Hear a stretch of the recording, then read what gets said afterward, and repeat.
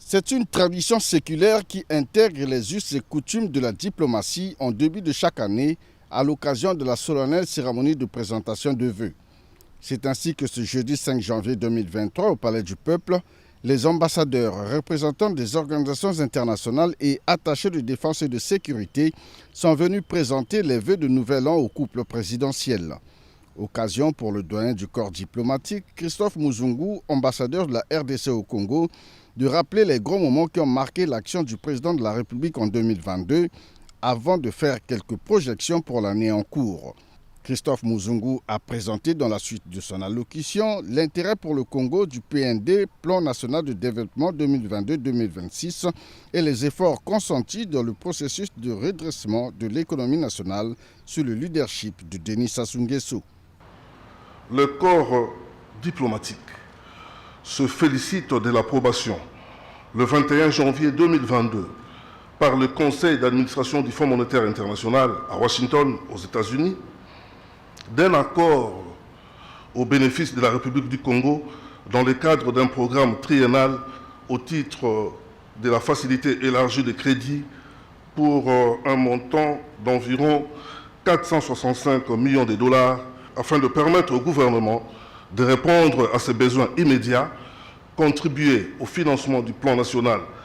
de développement 2022-2026 et donner une nouvelle impulsion à la reprise économique du pays de manière à réaliser une croissance économique plus durable et plus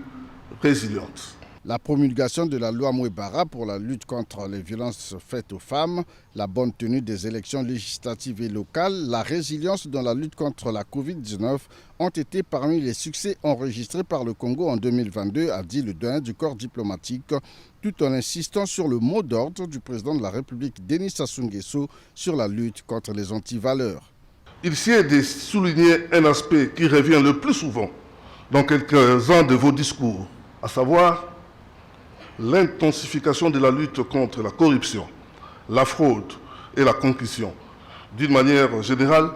la lutte contre les antivaleurs. Cette interpellation récurrente à caractère pédagogique que salue le corps diplomatique s'inscrit clairement dans la logique de la moralisation des cadres de l'administration publique face au comportement déviant. L'appel à la bonne gouvernance au sein de l'appareil judiciaire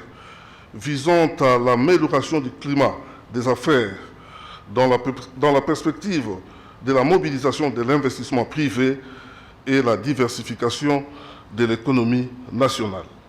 Notons par ailleurs que le doyen du corps diplomatique, Christophe Muzungu, s'est félicité du rôle joué par le Congo dans la recherche de solutions de paix en Afrique,